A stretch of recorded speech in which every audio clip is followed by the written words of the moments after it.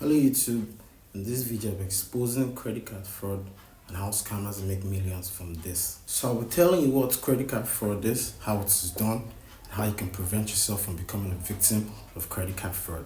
This video is strictly for educational purposes and this channel does not encourage any unlawful activities, okay? So be careful what you do. So what is credit card fraud?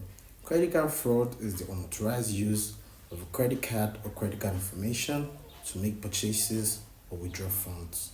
So it typically involves stealing card details such as the card number, expiration date, and CVV through various means like phishing emails, data breaches, skimming devices on ATM or gas pumps, and even through hacking online retailers.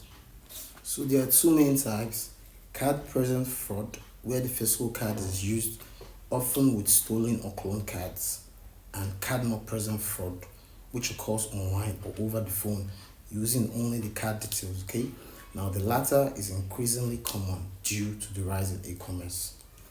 So scammers will typically get your credit card information from vendors that sell online and basically click this information to a website that has no 2FA, which is two-factor authentication, and they'll be able to make purchases and even withdraw funds using your credit card information.